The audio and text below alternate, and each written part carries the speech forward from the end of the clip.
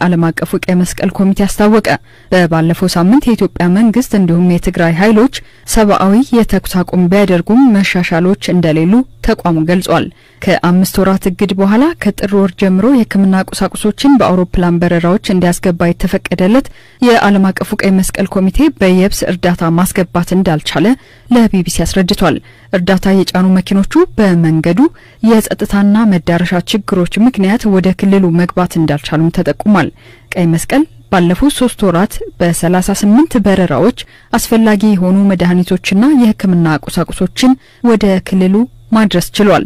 ነገር ግን በክልሉ ካለው መጠነ ሰፊ ፍላጎት ጋር ሲነጻጸር እየቀረበ ያለው የውቅያኖስ ጠብታ ነው ሲሉ በኢትዮጵያ የድርጅቱ ቃል አቀባይ ፋጢማ ሳቶር ተናግረዋል።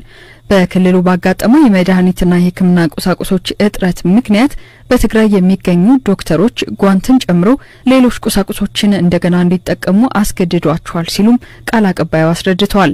ቀይ መስቀል የእርዳታ ጭነት መኪኖቹ ወደ ክልሉ እንዲገቡ መፈቀዱ ተቋሙ የሚያደርገውን የእርዳታ አቅም በእጅጉ ያሳድጋልም ብሏል።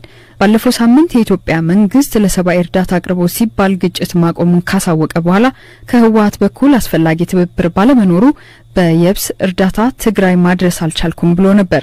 በተመሳሳይ ህወሓት ባወጣው መግለጫ ለሰብአዊነት ሲባል ግጭት ለማቆም መወሰኑን አስታውሶ ዓለም አቀፉ ማህበረሰብ ወደ ትግራይ ያልተገደበ የሰብአዊ እርዳታ አቅርቦት እየቀረበ መሆኑን ያረጋግጥ ሲል ጥያቄ አቅርቧል።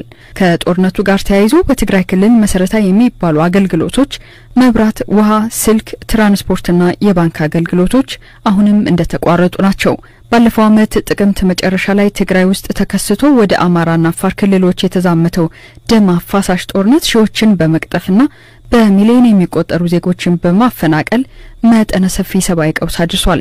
የተባበሩት መንግስታት ድርጅት እንደሚለው ወደ 10 ሚሊዮን የሚጠጋ ህዝብ በሰሜን ኢትዮጵያ የሰብአዊ እርዳታ የሚያስፈልገው ሲሆን ከዚህ ውስጥ ከግማሽ በላይ የሚሆኑት በትግራይ ክልል ውስጥ የሚገኙ መሆናቸውን ገልጿል።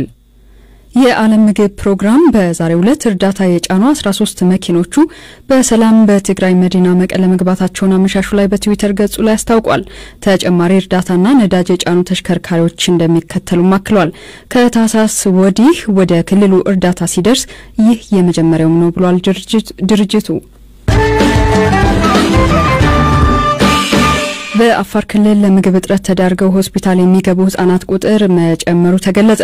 የዱብቲ ጄኔራል ሆስፒታል ስራ አስኪያጅ ዶክተር ሁሴን አደም ቀደም ብሎ ወደ ሆስፒታሉ በምግብ እጥረት ተጎድተው ይገቡ የነበሩ ህጻናት ቁጥር ከሰሞኑ በ2 እና በ3 እጥፍ መጨመሩን ለቢቢሲ ተናግረዋል።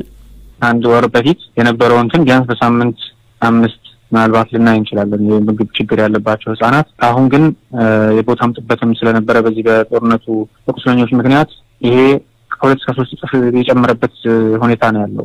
ከተፈናቀሉ ሳይቶች የሚመጡ አብዛኞቹ ህጻናት ከዛ አካባቢ የሚመጡ ናቸው። በሳምንት 5 እና የነበረው አሁን እንግዲህ 10-15 ህጻናት ሚኒመም የሚያስፈልገው ምግብ ካለማግኘታቸው የተነሳ ለተለያዩ በሽታ ይጋለጣሉ። አብዛኛው ጊዜ ለሳምባ ምች እና እንደዚሁም ደግሞ ለተቅማጥና እንደዚሁ የተለያዩ በሽታዎች ተጋልጠው ይመጣሉ።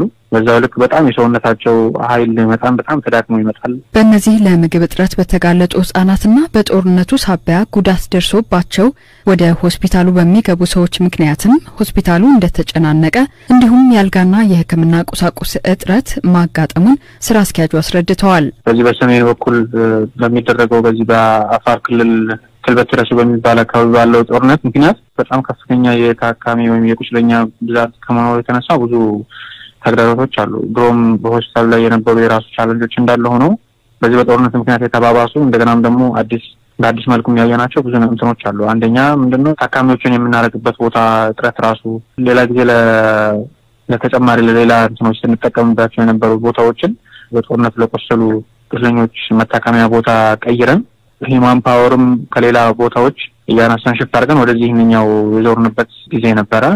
አሁንም አንዳንድ ቦታዎች ላይ እንደዛ አለን። አሁንም ከሰውሰነ ሳምንትም ሰርቪስ ያቆምንበትም ጊዜ ነበር። ሌላውን ሰርቪስ ድንገተኛ ካልሆነ በስተቀር ሌላ የእናቶችና የህፃናት ስፔሻሊ የማዋለድን ህክምና ወደ አካባቢያችን ላይ ወደሚገኙ ጤና ጣቢያ የኛን ባለሙያዎችና የኛን መሳሪያ በመላክ ወደ እዛ አካባቢ ላይ እየሰጠን ነበር እና አንዳንድ ድንገተኛ ያልሆኑ ሰርቪሶችን ለማቋረጥ ተገደን የነበረበት ጊዜ አለ እና በዚህ በኩል ችግር አጋጥሞን ነበር አሁንም ቢሆን በተወሰነ መልኩ አለ በስብሰባ አዳራሽም ላይብራሪም ለዚሁ የነበሩ ቦታዎች ላይ አልጋ በማፈላለግ አስገብተን እነዛን ቦታዎች እንጠቀም ነበርና የቦታ ችግር የኢንፍራስትራክቸር የራሱ የሆስፒታሉ ላይ ያለው እንትን ችግር ይሄን ይመስል ነበር በጦርነቱ የተጎዱ ሲቪሊያን እናንተ ሆስፒታል ውስጥ ምን ያህል ናቸው በቁጥር ይታወቃሉ ቢያንስ ማለት በተለያየ ጊዜ አሁን በ5 ቀን ውስጥ እስከ 100 ሰዎች እናስተናግድ ነበር በአጠቃላይ የአንድ ወር ዳታ ብነግርሽ ወደ 900 የሚጠጉ ቁስለኞችን እንትን ብለናል አከመናል የአንድ ወር ማለት ነው አብዛኛው ማጆሪቲው ሲቪሊያኖች ናቸው ከተጎዱት ሰላማዊ ሰዎች መካከል የትኛው የህብረተሰብ ክፍል ነው ጉዳት አጋጥሟቸው ወደ ሆስፒታሉ የገቡት ተቆርጦኛ ጋር በዚህ በጦርነቱ የሚመጡት ብዙ አይነት ቁስለኞች ናቸው ያሉት ህፃናት አሉበት አብዛኛው ደግሞ ያየናቸው ህፃናት ምንድነው እንዴታቸው ላይ ቁጭ ብለው ሳለ በትልቅ መሳሪያ አካባቢያቸው ላይ ወይም ደግሞ እነሱ ባሉበት ቤት ላይ ሲመቱ ቤታቸው እሳት ነዶ እሳት ሙሉ ሰውነታቸው የተቃጠሉ አንዳንድ ሰውነታቸው ክፍል ያጡ እጃቸውን ያጡ እግራቸውን ያጡ ህፃናት አይተናል በዛው ልክ ደግሞ አዛውንቶች ነበሩ ጦርነቱ በተነሳበት ሰዓት በተገኘው ድል ሲያመጡ የነበሩ የመኪና አደጋ ያጋጠማቸው አንድ ትልቅ የ70 ምናምን አመት አዛውንት ሴትዮ ነበሩ እንደዚሁ የ60 የ70 አመት አዛውንቶችም አሉበት ጦርነቱ ላይ በፍንዳታም እንደገና በሩቅ በተወረወረ ትልቅ መሳሪያ የቆሰሉ እንደገናም ደግሞ ቀጥታ በጥይትም ተመተው የመጡ አሉበት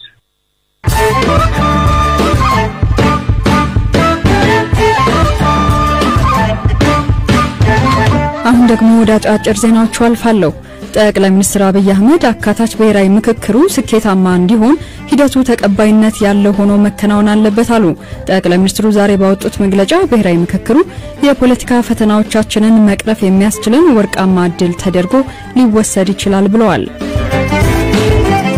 የጤና ሚኒስቴር ኮቪድ-19ን ለመከላከል ተጥለው የነበሩ ግዴታዎችን ማሻሻሉን አስታወቀ በዚህም ከቤት ውጭ አየር በሚዘዋወርባቸው ቦታዎች የአፍና አፍንጫ መሸፈኛ የማድረግ ግዴታ እንዲሁም በአዳራሾች ውስጥ ለሚደረጉ ስብሰባዎች የነበረውን የተሳታፊ ቁጥር ገደብ አስገዳጅ መሆኑን አንስቷል የዩናይትድ ስቴትስ ፕሬዝዳንት ጆ ባይደን አሜሪካ ለችግር ጊዜ በሚል ካከማቸችው ነዳጅ በገፍ እንዲቀዳ አዘዋል ፕሬዝዳንቱ ይህን ትዕዛዝ ያስተላለፉት እየናረ የመጣውን የነዳጅ ዋጋ ለመዋጋት ነው የሩሲያና የዩክሬን ጦርነትን መተንበይ አልቻሉም የተባሉት የፈረንሳይ ወታደራዊ ስለላ ኃላፊ ጄኔራል ኤሪክ ቪዱ ከስራ ሊሰናበቱ መሆኑን ሪፖርቶች አመልክተዋል ለዜናዎቹ እነዚህ ናቸው ከአንድ ወር በፊት በቤንሻንጉል ጉሙዝ ክልል በህይወት የነበረ ሰውና አስክሬኖች ሲቃጠሉ የሚያሳይ ተንቀሳቃሽ ምስል ተሰራጭቶ ነበር ይህም ቁጣን ቀስቅሶ ነበር ዘግይተው ስለ ቤተሰባቸው ሞት መርዶ የሰሙት የሟች ቤተሰቦች ምን ይላሉ ሲል እየሞገስ የሚከተለውን አዘጋጅቷል በቤንሻንጉል ጉሙዝ ክልል መተከል ዞን በጉባ ወረዳ አይፊድ ቀበሌ ውስጥ የካቲት 24 ቀን 2014 ዓ.ም የጸጥታ ኃይሎች ሲቪል ሰዎች ላይ ግድያ መፈጸማቸውን ኢሰመኮ ያወጣው ሪፖርት ያስረዳል። በማህበራዊ ሚዲያ ሲዘዋወር የነበረ አሰቃቂ ቪዲዮ እንደሚያሳየው የጸጥታ ኃይሎችና በርካታ ሰዎች በተሰበሰቡበት አስክሬኖችና አንድ በህይወት የነበረ ሰው በአሰቃቂ ሁኔታ በእሳት ሲቃጠል ያሳያል። ኮሚሽኑ በማህበራዊ ሚዲያ በስፋት የተሰራጨውን ይህንን ተንቀሳቃሽ ምስል በሚመለከት ምርመራ አድርጎ እንዳስታወቀው በአካባቢው የነበሩ የጸጥታ ኃይሎች በቁጥጥር ስር አውለዋቸው የነበሩ 10 ሰዎችን ከዳኝነት ውጪ ተኩሰው መግደላቸውን አመላክቷል። ቢቢሲም የሟቾችን ቤተሰቦችና የቅርብ ጓደኞች አነጋግሯል። አቶ ካሰ በህይወት እያለ የተቃጠለ ሰው ጸጋይ ነጋ እንደሚባልና ጓደኛው እንደሆነ ለቢቢሲ ገልጾ በዚያ ቀን ስለነበረው ክስተት አስረድቷል። መጀመሪያ ልጆቹ ታስረው ነበር። ከ7 ወር በኋላ ነጻ ተብለው ተለቀው ነበር። የታሰሩት ከሐምሌ 21 2013 ጀምሮ ነበር። የተቃጠሉት ልጆች ይሰሩ የነበሩት በህዳሴ ግድብ ፕሮጀክት ላይ ነበር። ወደ ግድቡ ፕሮጀክት ለመግባት መግቢያ ያስፈልጋል። መግቢያውን ይዘው ታጅበው ወደ ግድቡ ይሄዱ ያለ መንገድ ላይ የነበሩበት መኪና ጥቃት ተከፈተ። የነበሩበት መኪና ተቃጠለ። ከዚያም ልጆቹም ቻይና ካምፕ አካባቢ ከሚገኝ ትምህርት ቤት ወስደው ረሸኗቸው። ይህ የሆነው የካቲት 23 2014 ነበር። መርዶውን የሰማነው ቀድመን ቢሆንም ቪዲዮውን ያየነው ግን ቆይቶ ነው። መተከል ዞን በአምዛ ቀበሌ ተወልዶ ያደገው የአካባቢው ነዋሪ አበበ ታረቀኝ በክስተቱ ወንድሞቹን ማጣቱን ተናግሯል። ባለፈው ሐምሌ ወር ወላጆቹ በኮማንድ ፖስቱ በቁጥጥር ስር መዋላቸውንና በተንቀሳቃሽ ምስሉ 2 ወንድሞቹ በእሳት ሲቃጠሉ ማየቱን ለቢቢሲ ገልጿል። የኔ ሁለት ወንድሞች ናቸው። አንድ የኔ ታናሽ ወንድም ሮቤል ታረቀኝና የኔ ታላቅ ወንድም ገብረ ማርያም ገብረ መድን ይባላል። ከታላቄ ጋር በእናት ነው የምንገናኝ። ግድያው ከግልገል ተነስተው ወደዚህ ሲመጡ ነው ተፈተው በ23 ነው የተነሱ ከግልገል ማለት ነው። የካቲት 23 ተሳፍረው ሲመጡ ነው ያው መኪናው የሚንቀሳቀስ በጀባ ነበርና መለሷቸው። ከዛ መለሱን አሉ።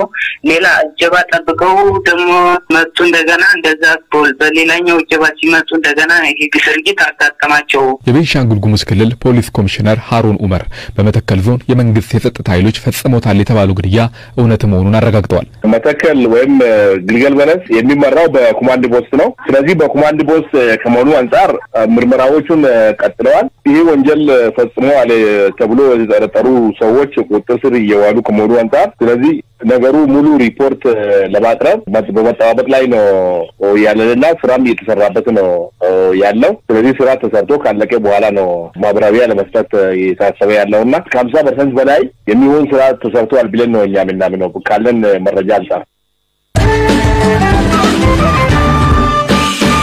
ኤርትራዊው ሳሙኤል ሀብተ የሚተዳደረው በኢንግላንድ ማንቸስተር ከተማ በጸጉር ማስተካከል ሙያ ነው። በሙያውም እነ ማሪዮ ባላቶሊ፣ ኮሎ ቱሬ፣ ያያ ቱሬና ሌሎች ታዋቂ ተጫዋቾችን ጸጉር አስተካክሏል። እንደ አውሮፓውያኑ አቆጣጠር በ2015 ከኢንግላንድ ጸጉር በማስተካከል ማን ኦፍ ዘ ይር የሚል ሽልማት አግኝቶ ነበር። ሳሙኤል እንዴት ወደዚህ ስራ እንደገባ አጫውቶናል። ልጅ ያለው ጸጉሬን የሚያስተካክልልኝ አባቴ ነበር። እኔም በልጅነቴ ሰፈሬ ልጆች አስተካክል ነበር። በኤርትራ ብሔራዊ አገልግሎት ላይ በነበርንበት ጊዜ ደግሞ ጸጉራችንን እርስ በራሳችን ነበር የምንስተካከለው። በዚህም ምክንያት ጸጉር ማስተካከል በደንብ ቻል። እንደ ባለሙያ መቀስ ይዤ የሚስተካከል ሰው ወንበር ላይ አስቀምጬ መስራት የጀመርኩት ግን ሱዳን ውስጥ ነበር። አስመራ ያለው የቤተሰብ ባርና ሬስቶራንት ስለነበረን የሥራ ባህልን ያዳበርኩት እዛ ይመስለኛል። ደንበኞቹ የተለያዩ ሀገራት ዜግነት እንዳላቸው የሚናገረው ሳሙኤል እውቅ የማንቸስተር ዩናይትድ እና የማንቸስተር ሲቲ እግር ኳስ ተጫዋቾች እሱ ጋር እንደሚስተካከሉና በስራውም ሽልማቶች እንዳገኘ ይናገራል። ተፈላላዩ ዓለት መብዛህቶም ዋነኛ ደንበኞቻችን የከተማ ሰራተኞችና የዩኒቨርሲቲ ተማሪዎች ናቸው። የቻይና፣ የህንድ፣ የመካከለኛ ምስራቅ ሀገራት ዜግነት ያላቸው ደንበኞች አሉኝ። ኤርትራውያንና ኢትዮጵያውያንም አሉ። ከእግር ኳስ ተጫዋቾች ደግሞ ባላቶሊ፣ ኮሎ ቱሬ፣ ያያ ቱሬ ሌሎችም ይመጣሉ። አንድ ጊዜ ባላቶሊ ይመስለኛል ወደዚህ ሲመጣ ሰዎች